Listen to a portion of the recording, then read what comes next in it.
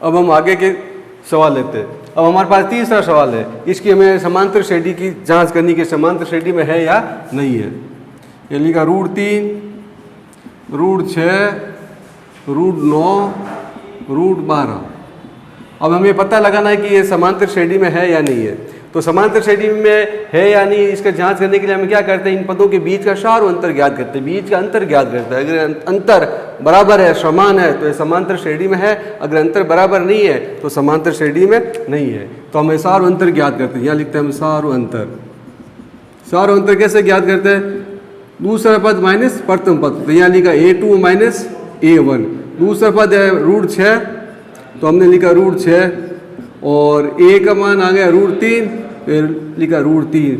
अब इन दोनों के अंदर हम देखते हैं कि उभयनिष्ठ पद कौन सा है, यानी कि पहले ये रूट है, मान लीजिए रूट को हम भूल जाते हैं, तो ये 6 और ये 3 है, तो 6 और 3 के अंदर 3 का भाग जाता है, तो इसका मतलब हमने √3 कॉमन ले लिया। यहाँ पर जो उभयनिष्ठ भाग है √3 कॉमन लिया। 3 का भाग 6 में कितनी बार गया, 2 बार, तो ये 2 बार, तो हमने कर दिया √2। और 3 का भाग 3 में कितनी बार जाता है, 1 बार, तो इसके ऊपर रूट है, तो इसके ऊपर भी हमें क्या लगा देते हैं, √1। इधर देखिए √6 और √3, इन दोनों में हमें उभयनिष्ठ पद लेना है। उभयनिष्ठ का मतलब होता है कि इन दोनों में कौन कौन सा पद उभयनिष्ठ है। जैसे 6 के टुकड़े करते हैं हम, तो 6 के टुकड़े कितने हो गए, 2 × 3, तो 3 इसके अंदर भी आ रहा है, 3 इसके अंदर भी आ रहा है, तो ये √3 हमने उभयनिष्ठ पद लिया, कॉमन लिया। √3 का भाग √6 में दिया, √2 बार गया, √3 का भाग √3 में 1 बार गया, 1। अब 2 का √3, इस 2 का पूरा वर्गमूल नहीं निकलता है, 1 का वर्गमूल 1 हो गया। अब इसकी जोड़ बाकी नहीं हो सकती, क्यों नहीं हो सकती, कि ये रूट में है, ये बिना रूट में है। जब रूट वाली संख्या है, दोनों समान होती है, तब हम जोड़ बाकी करते हैं, तो ये इसका सार अंतर ये आ गया। अब दूसरा पद सार अंतर ज्ञात करते हैं।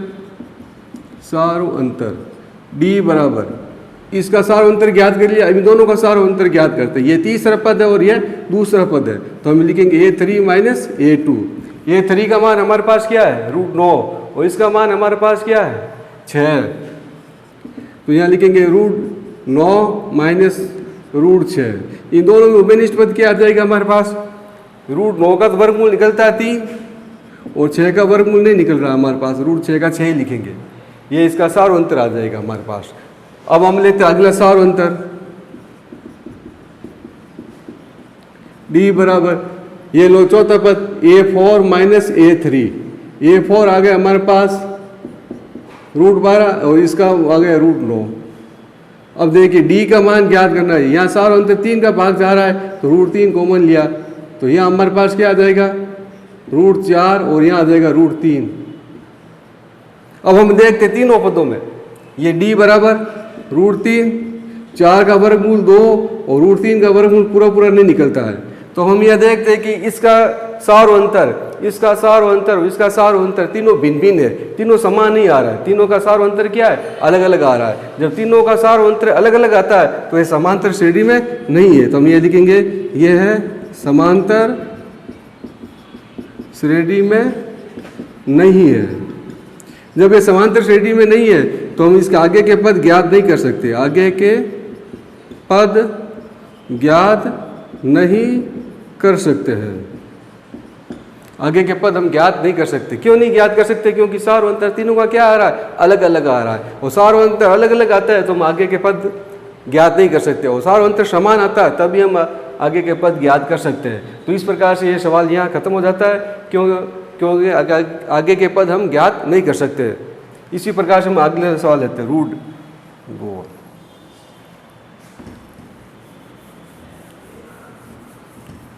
अब देखो हमारे पास है चौथा सवाल, ये √2, √8, √18 और √32। अब इसकी जांच करनी कि समांतर श्रेणी में है या नहीं है। तो समांतर श्रेणी में जांच करने के लिए हमें सबसे पहला काम करना है, इसका सार अंतर ज्ञात करना। इन संख्याओं के बीच का अंतर समान होना चाहिए। अगर बीच का अंतर समान है तभी ये समांतर श्रेणी में होगा। तो सबसे पहले हम ये लिखते हैं सार अंतर ज्ञात करते हैं।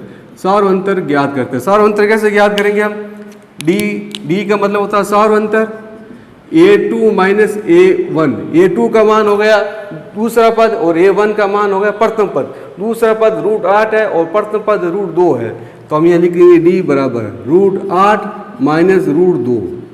अब हम 8 और 2 पहले रूट को भूल जाते हैं कि रूट है ही नहीं हमारे पास। हम सिर्फ ये देखते हैं कि हमारे पास ये 8 है और ये 2 है। तो 2 और 8 में उभयनिष्ठ पद कौन सा है? उभयनिष्ठ का मतलब 8 और 2 में किस संख्या का भाग जाता है? 2 का भाग दोनों में जाता है। 2 का भाग 2 में भी जाता है, 2 का भाग 8 में भी जाता है। तो ये इन दोनों के लिए क्या हो गया? उभयनिष्ठ पद हो गया। तो हम यहाँ लिखते हैं 2 उभयनिष्ठ पद है। 2 का भाग 8 में कितनी बार जाता है? 4 बार। 2 का भाग 2 में कितनी बार जाता है? 1 बार। अब हम देखते हैं कि इसके ऊपर रूट है, तो यहाँ भी हमने क्या लगा दिया? रूट। इसके ऊपर भी हमने रूट लगा दिया, इसके ऊपर भी हमने रूट लगा दिया, बीच में माइनस लगा दिया। अब ये लिखते डी बराबर रूट 2। 4 का वर्गमूल कितना होता है? 2 होता है। और रूट 1 का वर्गमूल 1 होता है। अब 2 में से 1 बाकी निकालो आप, तो रूट 2 इंटू यहाँ बच गया 1, 2 इंटू किया रूट 2 को, तो क्या आ जाएगा? रूट 2 आ गया। तो इन दोनों पदों के बीच का सार अंतर कितना है? रूट 2 आया हमारे पास। अब हम अगला सार अंतर ज्ञात करते हैं अगले पदों में। तो यहाँ लिखेंगे हम सार अंतर, यहाँ लिखेंगे डी बराबर ये हो गया ये तीसरा पद माइनस दूसरा पद, तीसरा पद माइनस दूसरा पद, यानी इन दोनों के बीच का सार अंतर ज्ञात किया। अब इन दोनों के बीच का सार अंतर ज्ञात करें तो यह लिखेंगे A3 माइनस A2। यहाँ लिखा डी बराबर A3 कितना आ गया हमारे पास? रूट 18 और A2 मान कितना आएगा? रूट 8। अब हम थोड़ी देर के लिए भूल जाते हैं कि इन दोनों के ऊपर रूट है। हम सिर्फ यही देखते हैं, एक तो हमारे पास 18 है, एक हमारे पास 8 है। अब हम देखते हैं दोनों में उभयनिष्ठ पद कौन सा है? उभयनिष्ठ मतलब ऐसी कौन सी संख्या है जो दोनों से विभाजित होती है, दोनों में भाग जाता है? 2 है। 2 का भाग 18 में भी जाता है, 2 का भाग 8 में भी जाता है। तो हम ये लिखते हैं 2 बार, 2 बार लिखा। 2 का भाग 18 में कितनी बार गया? 9 बार। और 2 का भाग 8 में कितनी बार जाता है? 4 बार। तो हमने यहाँ लिखा 4। अब हम देखते हैं कि दोनों के ऊपर रूट है, तो इसके ऊपर भी हम ये क्या कर लगा देते हैं? वर्गमूल का चिन्ह। ये वर्गमूल का चिन्ह लगा दिया। दोनों के ऊपर हमने क्या लगा दिया? वर्गमूल का चिन्ह। पहले हमने माना कि वर्गमूल है ही नहीं, फिर हमने इसका निकाला। तो हम यहाँ लिखेंगे डी बराबर रूट 2। 9 का वर्गमूल कितना होता है? 3। 4 का वर्गमूल कितना होता है? 2। 4 का वर्गमूल ऐसे 2 का भाग 2 से जब एक जोड़ा बनता है तो ये 4 का वर्गमूल हो गया 2। अब 3 में से आप 2 बाकी निकाल लेते हैं। यहाँ माइनस किया तो पीछे हमारे पास क्या बच गया? 1।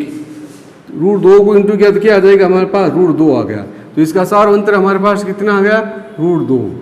अब अगला पद ज्ञात करते हैं हम, इन दोनों का सार अंतर ज्ञात करते हैं। ये कौन सा पद है? पहला, दूसरा, तीसरा, चौथा। A4 minus A3। अब A4 हमारे पास कितना है? रूट 32। तो हम ये लिखते हैं रूट 32। और A3 कितना है? A3 हमारे पास आ गए है 18, ये रूट 18। अब थोड़ी देर के लिए आप भूल जाओ कि इनके ऊपर रूट लगाया हुआ है, यानी कि वर्गमूल का चिन्ह है। हम मानते हैं कि वर्गमूल का चिन्ह इसके ऊपर नहीं है। जब वर्गमूल का चिन्ह नहीं है तो हमारे पास संख्या प्राप्त होती है 32 और 18। अब दोनों में किसका भाग जाता है? 2 का भाग जाता है।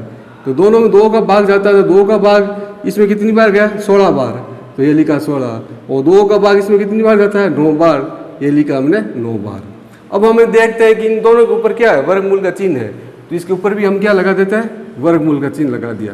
ये वर्गमूल का चिन्ह लगा दिया। अब हम वर्गमूल ज्ञात करते हैं। डी बराबर रूट 2। 16 का वर्गमूल कितना होता है? 16 का वर्गमूल 4। 4 इंटू 4 16। तो इसका वर्गमूल 4। 9 का वर्गमूल कितना होता है? 3। ये 3। रूट 2 इसमें आप माइनस करो तो क्या आएगा? 1। तो ये लगा दिया 1 बराबर रूट 2। अब हम इसका जांच करते हैं कि सार अंतर बराबर है या नहीं है। आप देखो, जब हमने 2 संख्या को सार अंतर ज्ञात किया तो हमारे पास रूट 2 आया।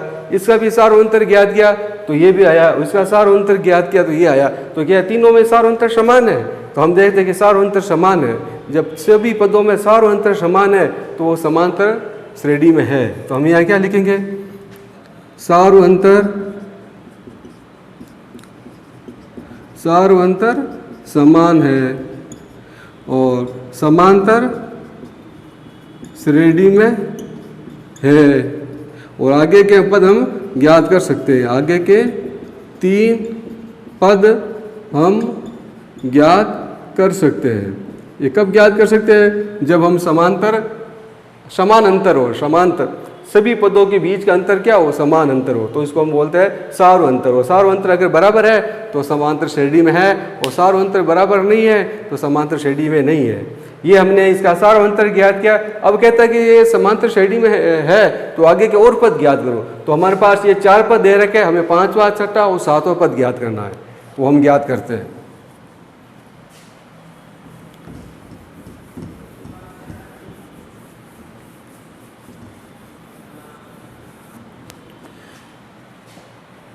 ये हमारे पास 1 2 3 4 है। अब हम 5वां पद ज्ञात करते हैं, तो हम यहाँ लिखते हैं 5वां पद। तो 5वां पद के लिए फॉर्मूला क्या होगा हमारे पास? 5वां पद। तो 5वां पद के लिए होगा हमारे पास A5 बराबर A प्लस यहाँ 5D आएगा कि 4D आएगा, ये पता लगाना है कि अगर A 5वां पद ज्ञात करना है तो यहाँ 5D का प्रयोग करेंगे कि 4D का प्रयोग करेंगे। तो हम यहाँ 4D का प्रयोग करेंगे, 5D का प्रयोग नहीं करेंगे। तो हम यहाँ लिखेंगे 4D का प्रयोग। अब देखिए हमारे पास ये आ गया हमारे पास √2 प्लस 4 और D हमारे पास कितना आया?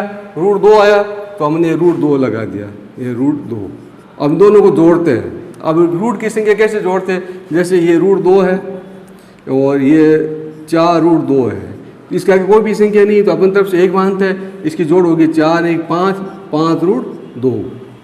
ये अब √2 है ना, एक संख्या नहीं होगा, एक विशेषता बताता है। ऐसा नहीं जोड़ना आपको कि √2 है तो √4 हो गया, ये गलत हो जाएगा। अगर √3 और √3 है, इसको जोड़ना तो आप ये √6 नहीं लिखोगे, ये गलत हो जाएगा। इसको कैसे लिखोगे? √3 और √3 है तो यहाँ अपन तरफ से आगे 1 लगाएंगे, हम अपन तरफ से 1 लगाएंगे। 1 1 कितना होता है? 2 2 √3, इस प्रकार से जोड़ होती है। अगर मान लीजिए आपको ज्ञात करना है कि 5√3 प्लस 4√3, तो 5 4 9 √3 लिखेंगे।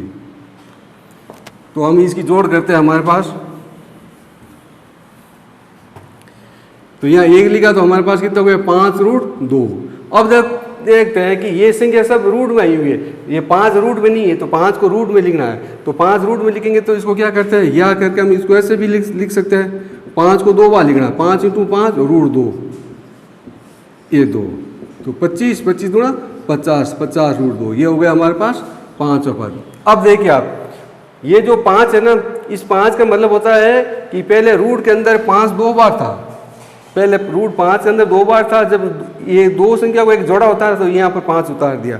अगर यहाँ 5 है, 1 है, इसके ऊपर पूरे के ऊपर रूट लगाना है तो इस 5 को हमने कितनी बार लिखना होगा? 2 बार लिखना होगा। और रूट 2 का 2 लिखा, फिर सबको गुणा किया, ये 5वां पद आया। यहाँ लिखते हैं हम 6वां पद, यहाँ A प्लस 6D। A का मान आ गया हमारे पास √2, यहाँ A का मतलब A1 और √2 प्लस 6 इंटू ये हमारे पास कितना आया? सारो अंतर 2 आया। तो हम लिखेंगे √2 प्लस 6√2। अब देखो 6 इंटू √2 है, तो आप देखो इसके ऊपर रूट नहीं है, जब इसके ऊपर रूट नहीं है तो ये आपस में गुणा नहीं होगा। 6 का 6 आएगा, √2 का 2 आएगा। अगर 8 इंटू √2 है, ये मान लीजिए 9 इंटू √2 है, तो दोनों आपस में इंटू नहीं होगा क्योंकि इसके ऊपर रूट नहीं है, तो हम इसको ऐसे लिखेंगे √9 × 2। अगर ये लिखा होता है 4 इंटू √3, तो दोनों के ऊपर रूट का चिन्ह है, तब हम इसको इंटू करते तो हमारे पास क्या आ जाएगा? √12 आ जाएगा। अगर हमारे पास ये लिखा 5 इंटू √7, दोनों के ऊपर रूट है, तब हम इसको गुणा करेंगे तो क्या आ जाएगा? √35 आ जाएगा। अगर A के ऊपर रूट है और A के ऊपर रूट नहीं है तो ये आपस में इंटू नहीं होगा। ये ऐसे नहीं लिखेंगे हम 14 ऊपर रूट, ये गलत हो जाएगा। इसको हम कैसे लिखेंगे? 7 का 7 लिखेंगे और रूट वाली संख्या बाद में लिखेंगे, 7√2 लिखेंगे। तो ये ध्यान रखना है, अगर दोनों के ऊपर रूट का चिन्ह है तब इंटू होगा। अगर A के ऊपर रूट का चिन्ह है, A के ऊपर नहीं है, तो आप वापस ऐसा कैसा लिखेंगे? बिना रूट वाली संख्या पहले लिखेंगे, रूट वाली संख्या बाद में लिखेंगे, लेकिन 9 और 2 को इंटू 18 नहीं होगा, ये ध्यान रखना विशेषकर। तो हम इसको यहाँ इंटू किया हमने, तो 6 इंटू 2, 6 इंटू √2, तो हम इसको ऐसे नहीं लिखेंगे 12√2, इसको हम 6 का 6 लिखेंगे, √2 का √2 लिखेंगे। अब इसको जोड़ते हम, इसको कैसे जोड़ेंगे? ये √2, रूट के नीचे √2 लिखो, ये 6 या 1 लिखो, अब जोड़ो तो 7√2, तो ये 6 का मान क्या हो जाएगा? 7√2 हो गया। अब देखो आप, ये हमारे पास ये रूट वाली संख्या है, ऊपर सब के ऊपर रूट लगाया हुआ है, तो हम इसके 7 के ऊपर भी रूट लगाना चाहते हैं। तो 7 के ऊपर रूट लगाना चाहते हैं तो इसका मतलब हुआ कि हमें 7 को 2 बार लिखना होगा। अगर 7 के ऊपर हम रूट लगाना चाहते हैं तो 7 को कितनी बार लिखना होगा? 2 बार, फिर रूट लगा दिया। अब इंटू करो 98, तो ये आ गया इसका 6वां पद। अब हमें इसका पद ज्ञात करना है 7वां पद, तो ये लिखेंगे 7वां पद A प्लस 6D, ये आपको ज्ञात करना, छठा पद, सातवां पद। ये हो गया हमारे पास पांचवा पद, ये हो गया छठा पद और ये हो गया सातवां पद। इसके अंदर आपको सिर्फ दो बातों को ध्यान रखना है। अगर किसी रूट की संख्या को गुणा करना है तो हमें ये पता लगाना है कि दोनों के ऊपर रूट है या नहीं है। अब हम अगला सवाल लेते हैं।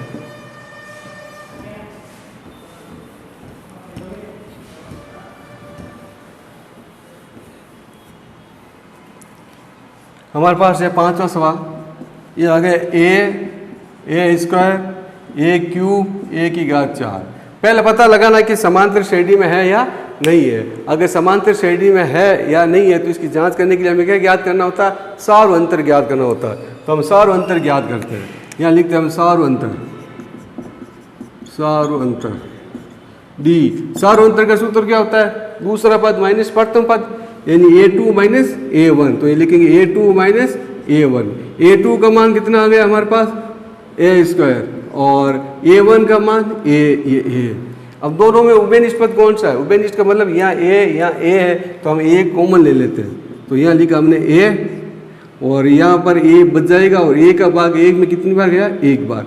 ये a है, इसका मतलब a को हमने 2 बार लिखा। ये a है, ये a और ये a को हमने उभय निष्ठ में मान कर बाहर लिख दिया। तो पीछे यहाँ क्या बच गया? और यहाँ क्या बच जाएगा? 1 बच जाएगा। तो हमारे पास सार अंतर ये आ गया a बंद कोष्ठक में a माइनस 1। अब अगला सार अंतर ज्ञात करते हैं। सार्व अंतर ये हो गया इसका, अब ये ज्ञात करते हैं। ये तीसरा पद माइनस दूसरा पद, तो यहाँ लिखेंगे a3 माइनस a2। जैसे मान लीजिए पांचवा पद ज्ञात करना तो आगे ये लगाते हैं a3 माइनस a2। a3 का मान क्या हो गया हमारे पास? ये हो गया a की घात 3 माइनस a की घात 2। यहाँ सार अंतर ज्ञात करते हैं। सार अंतर देखो a मिलता है तो हमने a लिखा, और यहाँ 3 और यहाँ 2 है, छोटी घात 2 है तो हमने यहाँ छोटी घात 2 लिखा। जब उभय निष्पत्ति लेते हैं तो छोटी घात लेते हैं। यहाँ पर देखो 2 है, इसकी घात कुछ नहीं है, तो हम अपनी तरफ से क्या मान सकते हैं? 1। तो यहाँ 1 का कॉमन ले लिया, तो यहाँ 3 कॉमन लेते हैं, तो यहाँ क्या बच जाएगा? 1 या 1। ये इसका सार अंतर हमारे पास आ गया। अब इसका सार अंतर ज्ञात करते हैं हम। यहाँ लिखते हैं हम सार अंतर D बराबर a4 माइनस a3। a4 आ गया a की घात 4 और a3 आ गया a की घात 3। अब बताओ इसके अंदर कॉमन क्या आएगा? उभय निष्पत्ति क्या है? यहाँ a की घात 4 है और a की घात 3 है, तो पहले तो आ जाएगा हमारे पास a, और छोटी घात कॉमन लेते हैं। 4 और 3 में छोटी घात है 3, तो हम ये लिखेंगे a की घात 3। अब घातांक 4 में से 3 बाकी निकालो तो a बच गया, ये 1, और 3 में से 3 गया तो ये 1 बच जाएगा। तो ये इसका सार अंतर आ गया। अब हम निरीक्षण करते हैं, इसका सार अंतर, इसका सार अंतर और इसका सार अंतर आपस में बराबर है या नहीं है। हम ये देखते हैं कि ये पद समान है, a minus 1, a minus 1, 1 minus 1, ये समान है। लेकिन ये a की घात 2, a की घात 3, ये तीनों अलग अलग है। a2 और a की घात 3, यानी कि तीनों क्या है? अलग अलग है। यानी कि सार अंतर क्या आ रहा है? अलग अलग आ रहा है। ये तो बराबर आ रहा है लेकिन ये अलग अलग आ रहा है। तो हम यहाँ लिखेंगे सार अंतर समान नहीं है, अतः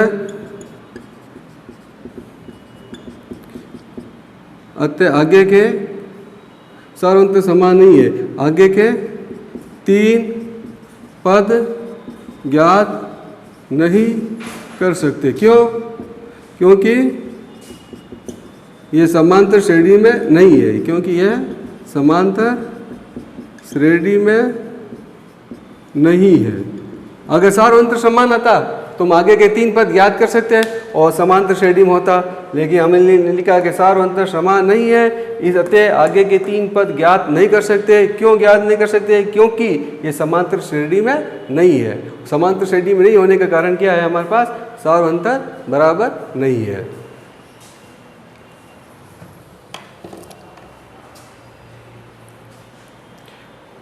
अब हम अगला सवाल देखते हैं।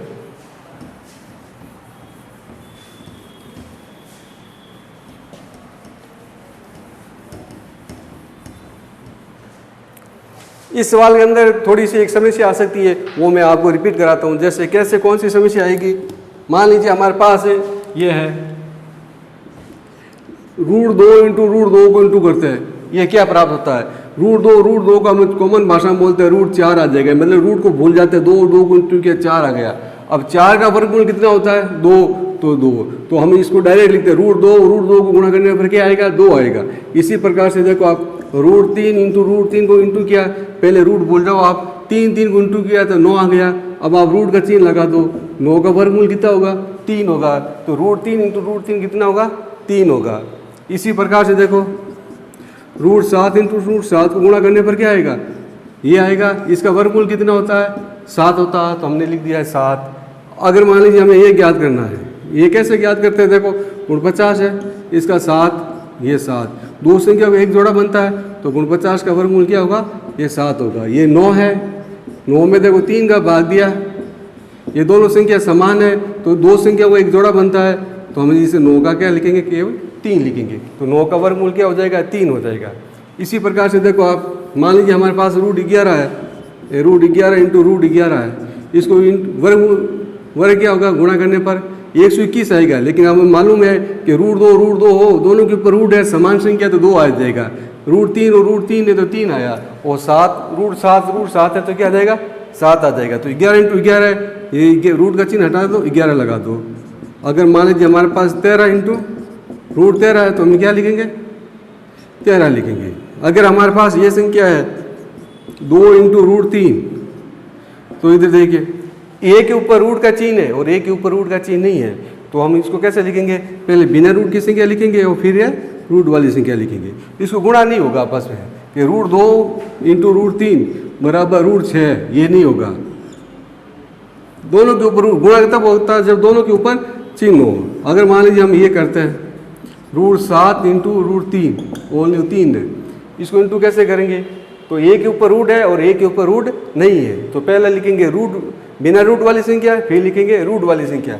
तो पहले लिखेंगे हम 3, फिर लिखेंगे रूट वाली संख्या, इसको ऐसे इंटू करते हैं। ये देखिए मान लीजिए 9, ये 11 इंटू रूट 3 है। अब देखिए आप दोनों के ऊपर रूट का चिन्ह है, दोनों संख्या अलग अलग है, तो इसको हम गुणा कर सकते हैं। 11 को 3 से गुणा किया ये, और इसके ऊपर आगे रूट का चिन्ह लगा दिया। ये 3 आपस में बराबर 3 लगा सकते हैं, रूट 2 बराबर 2 लगा सकते हैं, लेकिन इसके ऊपर अंतर क्या है, अलग अलग मान है, अलग अलग मान है, तो इंटू करके ऊपर चिन्ह लगा सकते हैं। इसी प्रकार देखिए आगे